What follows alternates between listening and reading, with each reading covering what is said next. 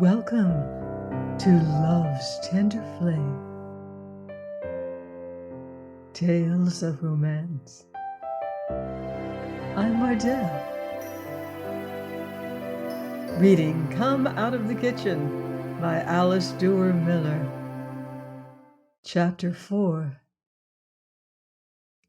There was no doubt whatsoever in the mind of the spectator that this caress, provoked or unprovoked, was not agreeable to its recipient.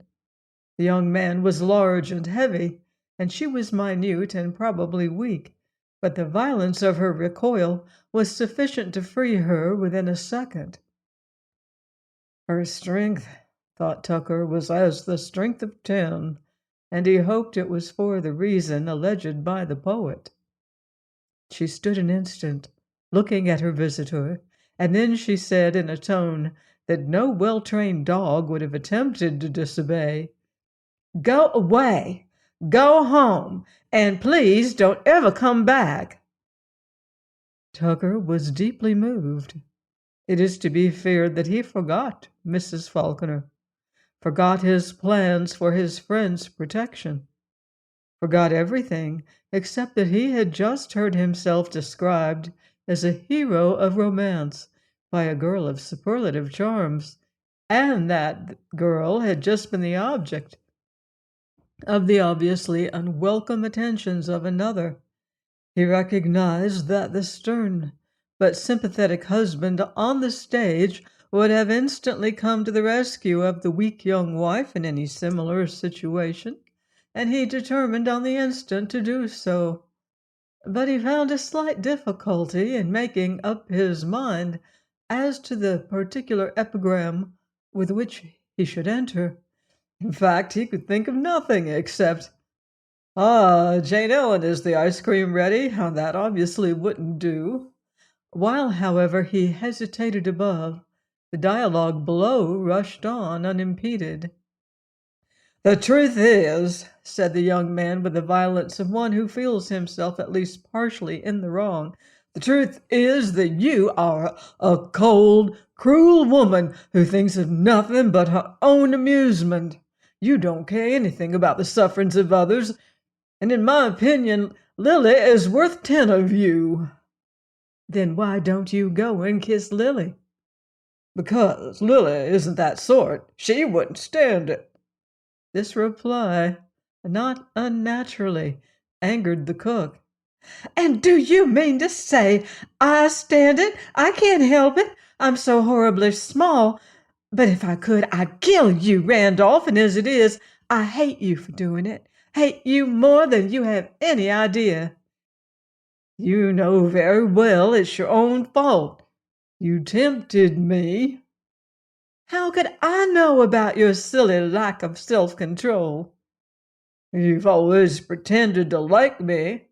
"Just what I did. Pretended. But I'll never have to pretend again, thank heaven. I don't really like you, and I never did, not since we were children." "You'll be sorry for saying that when you're calmer." "I may be sorry for saying it, but I'll think it as long as I live." "I pity the man who marries you, my girl. You've a bitter tongue." "You'd marry me tomorrow if you could." "I would not." "You would." "Not if you were the last woman in the world." "Good night." "Goodbye." The culprit seized his hat and rushed away through the shadows before Tucker had time to think the dignified rebuke that he had intended. There was a pause. He was conscious that an opportunity had slipped from him. He knew now what he ought to have said. He should have asked the young fellow, who was clearly a gentleman, far above Jane Ellen in social position, whether that was the way he would have treated a girl in his own mother's drawing-room, and whether he considered that less chivalry was due to a working girl than to a woman of leisure. Though his great opportunity was gone, he decided to do whatever remained. After a short hesitation, he descended a flight of steps at one end of the piazza. The kitchen opened before him, large and cavernous. 2 lamps hardly served to light it. It was red-tiled. Round its walls hung large, bright copper saucepans, and on shelves of oak along its sides were rows of dark blue and white plates and dishes. Tucker was prepared to find the cook in tears, in which case he had a perfectly definite idea as to what to do. But the disconcerting young woman was moving rapidly about the kitchen, humming to herself. She held a small but steaming saucepan in her hand, which was, as Tucker swiftly reflected, a much better weapon than the handle of an ice cream freezer. "Good evening, Jane Ellen," he said graciously. "Good evening, sir." She did not even look in his direction, but bent witch-like over a cauldron.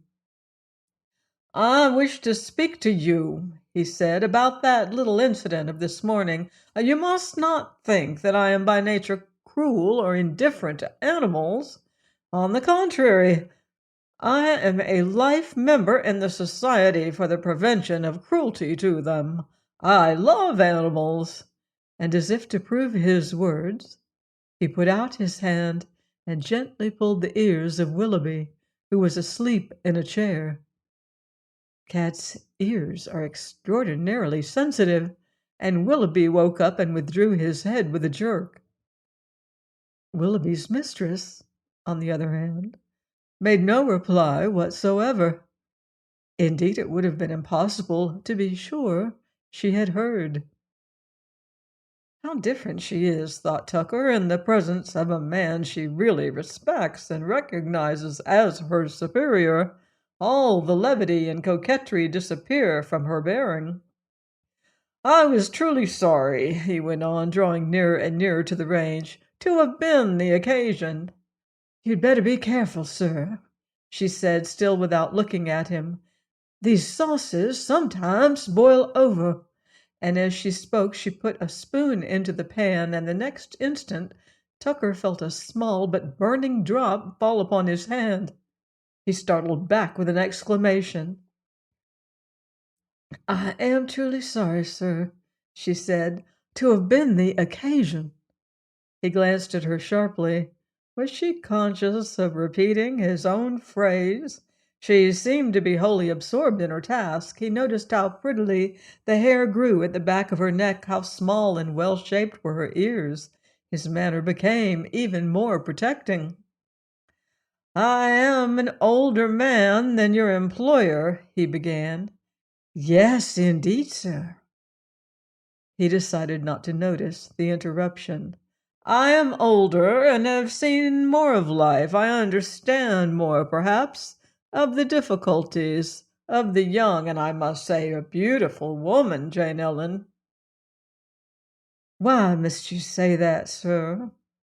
Her eyes fixed themselves on his. "Because it is the truth, my dear child." He again approached the range, but as a fountain instantly rose from the sauce, he retreated and continued. "I would like, if any little troubles in the household arise, to know that you would look upon me as a friend, both you and Willoughby." He thought it not amiss to introduce the comic note now and again. "I have some influence with Mr. Crane. I should be glad to do you a good turn." "You can do me one now, sir." "Pray tell me what it is." "You can go away and let me get the dinner." "You want me to go?" "The kitchen is no place for gentlemen." Tucker laughed tolerantly. "And did you think so 10 minutes ago?" For the second time she looked in his direction as she asked quickly, "What do you mean?" "Your last visitor was not so respectful." She had put the saucepan down, and so he approached and tried to take her hand. Perhaps this is as good a time as any to describe the sensation of taking Jane Ellen's hand. The ordinary mortal put out an ordinary hand and touched something presumably flesh and blood, but so light, so soft, so pliant, that it seemed literally to melt into the folds of his palm, so that even after the hand had been withdrawn, and in this instance it was instantly withdrawn, the feeling seemed to remain, and Tucker found himself staring at his own fingers to see if they did not still bear traces of that remarkable contact. It was just at this moment that Brindlebury entered the kitchen and said, in a tone which no one could have considered respectful, that the motor was coming up the drive. Tucker was more apt to meet an awkward situation, and the situation was slightly awkward, by an additional dignity of manner rather than by any ill-considered action. "Ah," he now observed, "in that case I think I must go and meet it." "I think I would if I were you," replied the boy, and adding to the cook, in case there was any mistake about his meaning, "Seems to me there are too many men in this kitchen in the course of the day." "Well, goodness knows they're not here to please me," said Jane Ellen. Tucker, who understood that this reply had to be made, wished nevertheless that she had not made it with such a convincing sincerity of manner. He turned and left the kitchen, and as he went up the piazza stairs, became aware that the boy was following him. He stood still at the top, therefore, and asked with that hectoring tone which many people think so desirable to use with servants, "What's this? You wish to speak to me?" The boy hardly troubled to approximate civility as he answered, "Yes, I just wanted to tell you that Jane Ellen is my sister." Tucker laughed with indulgent good humor. "Indeed," he said. "Well, I cannot confess, Brindlebury, to taking a very deep interest in your family relations." "It's this much interest that I don't want you going into the kitchen to talk to her." "Tut, tut," said Tucker. "I think I shall have to report you to your employer." "And I may have to report you." This was so beyond the bounds of convention that Tucker thought best to ignore it. He merely turned on his heel and walked into the house, where in the hall he found the two Falconer ladies taking off their coats. Mrs. Falconer was all graciousness. She was engaged in unwinding a veil from her face, and as she freed her nose from its meshes, she said briskly, "And how is the housekeeping going? How is your staff working?" Crane got them into the drawing room where tea was waiting. Mrs. Falconer spoke to him, but she cast a secret glance of question at Tucker.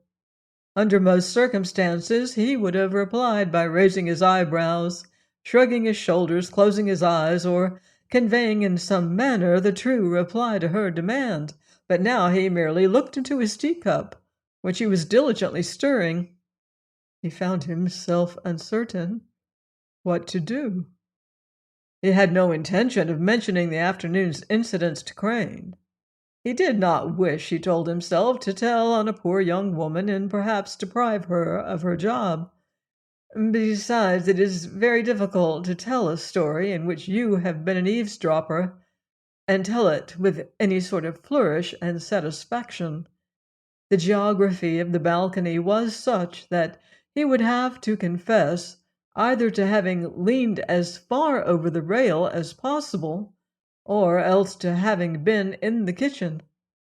But the insolence of the boy Brindlebury put a new face on the matter. He deserved reproof, to say nothing of the fact that he might tell in a mistaken desire to protect his sister from annoyance.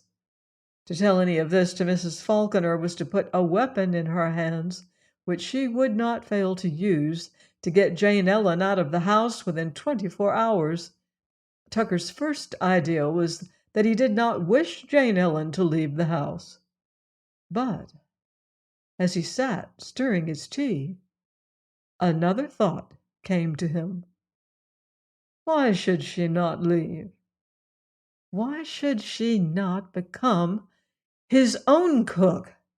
Crane, after all, only offered her employment for a few weeks, whereas he decided that it would be better for Crane to get rid of her. He decided, as he put it to himself, to be perfectly open with his friend. If Crane turned her out, then he, Tucker, would be there, helpful and ready, like the competent, middle-aged hero of the drama, whom she herself had so well described.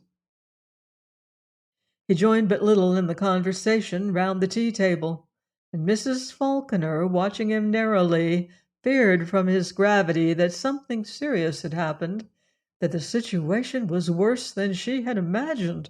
What, she wondered, had occurred in the last 24 hours? What had those evil women with manicured nails accomplished in her absence? She maneuvered 2 or 3 times to get a word with Tucker, but he seemed unconscious of her efforts. When at last they all agreed it was time to dress for dinner, Tucker laid a detaining hand on his host's arm. "Can I just have a word with you, Bert?" he said. Crane always felt like a naughty child when his friend spoke to him like this. "Wouldn't later do?" he asked. "I want to get a bath before dinner, and if we keep it waiting, we may spoil some of those wonderful dishes that star-eyed beauty in the kitchen is preparing for us." "It is about her I want to speak to you." Both ladies and Crane turned instantly at these words. Then the Falconers, with a strong effort of self-control, left the room, and the 2 men were alone. "Well, what is it?" said Crane rather sharply. Tucker was now all suavity. "I'm afraid, after all," he began, sitting down and swinging one leg over the other, "that you won't be able to keep that young person. I'm afraid Mrs. Falconer was right. Women know these things at a glance." "What things?" "Why, I mean that in spite of her good dinner, I'm afraid your cook, Bert, is not well, I'd better tell you just what is in my mind." "Surely, if you can," said his host and client.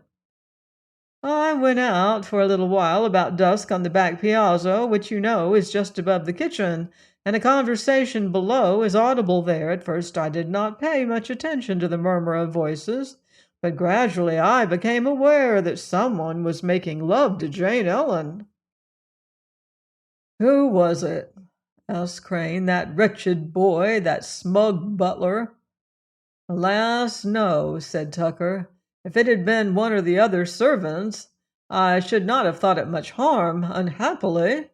It was a young gentleman, a person so much her social superior. Well, my dear fellow, you get the idea." "No one you knew, of course." "I never saw him before." "How did you see him at all?" This was the question that Tucker had been anticipating. "Why, to tell you the truth, Bert," he said, "when I realized what was going on, I thought it my duty, for your sake, to find out.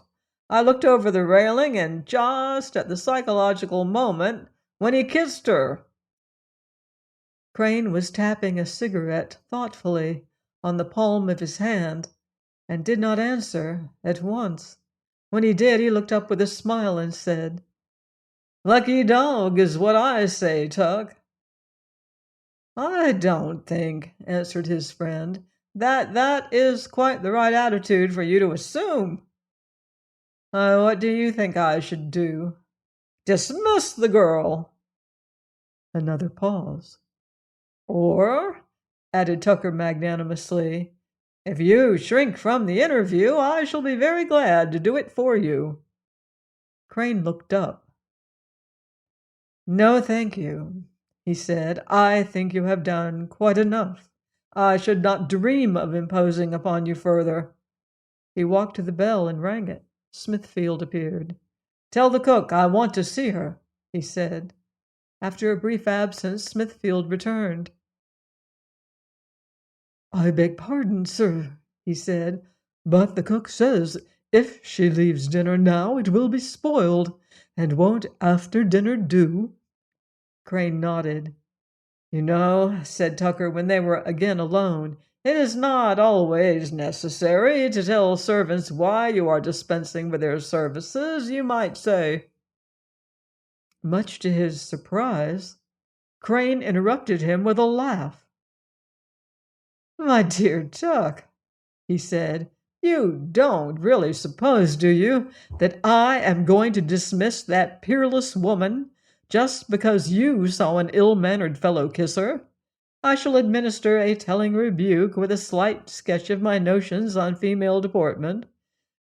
It would take more than that to induce me to send her away. Indeed, I was thinking of taking her north with me."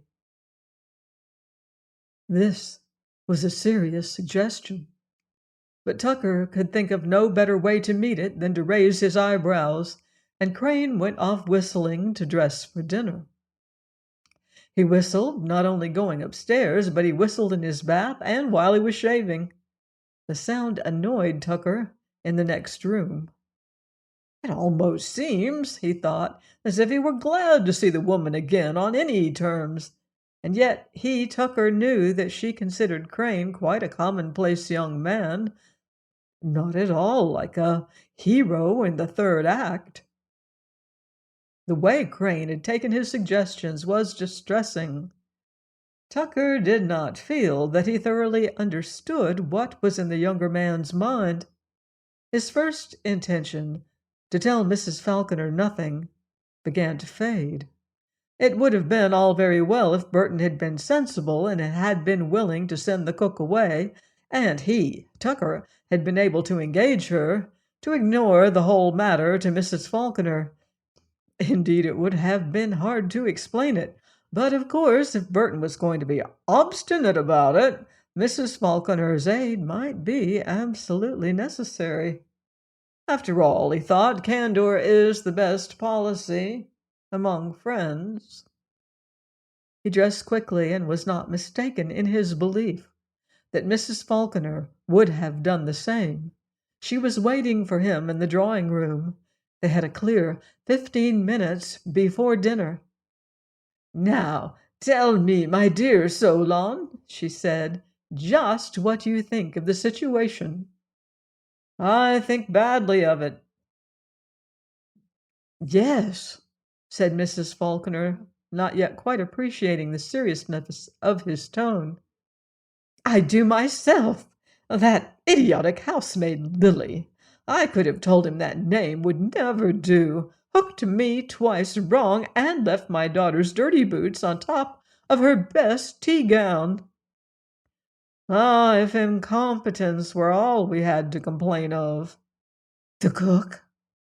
"Is perfections, as far as cooking goes, but in other respect, really, my dear Mrs. Falconer, I am in doubt whether you should let your daughter stay in this house, at least until Burton comes to his senses."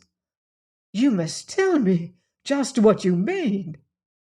Tucker decided to tell the story reluctantly. "Why, it happened this afternoon. Burton was away with his horses, and quite by accident I came upon his pretty cook in the arms of a strange young man, a person vastly her social superior, one of the young landholders of the neighborhood, I should say, seemed to assume the most confident right to be in Burton's kitchen. A man he may know in the hunting field, may have to dinner tomorrow. I don't know who he is, but certainly a gentleman." "How very unpleasant," said Mrs. Falconer. "Did the woman take in that you had detected her?" "Yes, and seemed quite unabashed." "And now I suppose you are hesitating whether or not to tell Burton." Tucker was naturally cautious.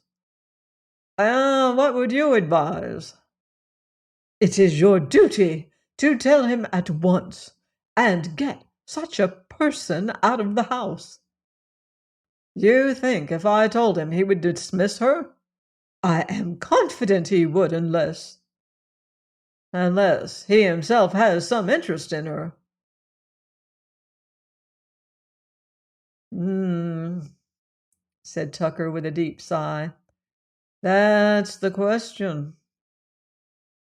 At this moment Miss Falconer, looking very handsome in a sapphire-colored dress, came in. She too, perhaps, had expected that somebody would be dressed a little ahead of time for the sake of a few minutes' private talk. If so, she was disappointed. "Ah, Cora," said her mother brightly, "let us hear how the piano sounds, and give us some of that delightful Chopin you were playing last evening." Cora, to show her independence of spirit, sat down and began to play ragtime, but neither of her auditors noticed the difference. "You mean," whispered Mrs. Falconer, "that you have reason to suppose that Crane himself—" "Why, to be candid, my dear lady," replied Tucker, "I did tell him. You may have noticed I seemed a trifle abstracted at tea time. I was considering what it was best to do. Well, when you left us, I told him. What do you think he said? Lucky dog. That was all. Just lucky dog." "Meaning you?" "No, no, meaning the fellow who had been kissing the cook." "Dear me," said Mrs. Falconer, "how very light-minded." "It shocked me to have him take it like that, and he would not hear of dismissing her. He intends merely to reprove her, so he says. But what reproof is possible? And the most alarming feature of the whole situation is that, to my opinion, he's looking forward to the interview." "The woman must be sent out of the house immediately," said Mrs. Faulkner with decision. "I wonder if higher wages would tempt her."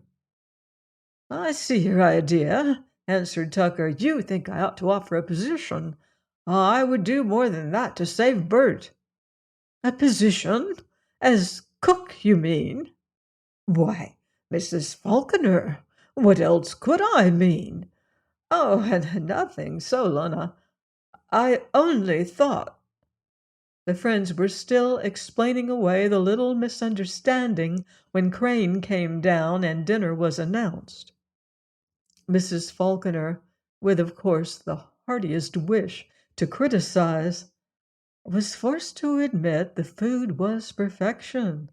The soup so clear and strong, the fried fish so dry and tender, and even the cheese soufflé, for which she had waited most hopefully, turned out to be beautifully light and fluffy. Having come to curse, she was obliged to bless, and her praise was delightful to Crane. "Yes, isn't she a wonder?" he kept saying. "Wasn't it great luck to find any one like that in such a place as this? Tuck here keeps trying to poison my mind against her, but I wouldn't part with a cook like that, even if she were a Messalina." Mrs. Falconer, who couldn't on the instant remember who Messalina was, attempted to look as if she thought it would be better not to mention such people in the presence of her daughter.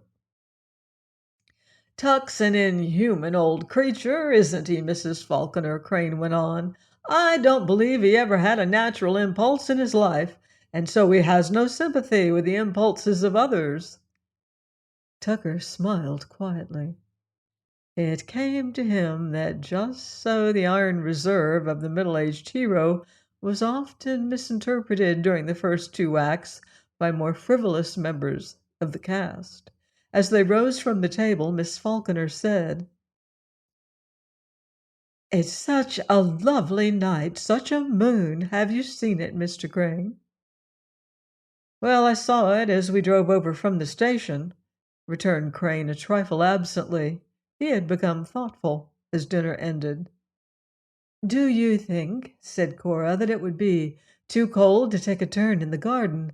I should like to see the old box and the cedars by moonlight." "Not a bit. Let's go out. I have something to do first, but it won't take me 10 minutes. But," he added, "you must not catch cold and get laid up and miss the run tomorrow. I'm going to put you on a new Irish mare I've just bought." and they found themselves talking not about the garden but the stable. In the midst of it, Smithfield came into the drawing room with the coffee, and Crane said to him in a low tone, "Oh, Smithfield, tell the cook I'll see her now in the little office across the hall." Smithfield looked graver than usual. "Beg pardon, sir," he said, "but the cook was feeling tired and has gone up to bed, sir." Crane was just helping himself to sugar. "She cooked this coffee, didn't she?" he said. "Yes, sir." "She can't have been gone very long, then." "About 5 minutes, sir." "Go up and tell her to come down," said Crane. He turned again to Miss Falconer and went on about the past performances of the Irish mare, but it was quite clear to all who heard him that his heart was no longer in the topic. Smithfield's return was greeted by complete silence. "Well?" said Crane sharply. "Beg pardon, sir," said Smithfield. "Jane Ellen says that she is very tired, and that if the morning will do—" "The morning will not do," answered Crane with a promptness unusual in him. "Go up and tell her that if she is not in my office within 10 minutes, I'll come up myself." Smithfield bowed and withdrew. Silence again descended on the room.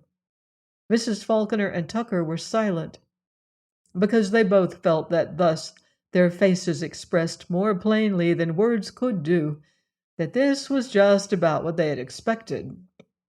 But Cora, who was young enough to understand that anger may be a form of interest, watched him with a strangely wistful expression.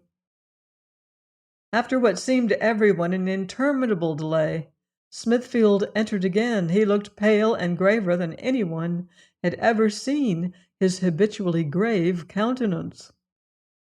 "Jane Ellen is in your office now, sir," he said. Crane rose at once and left the room, followed by Smithfield. Join me next time for another romantic chapter of Come Out of the Kitchen by Alice Duer Miller, here on Love's Tender Flame. Until then, love deeply and live beautifully.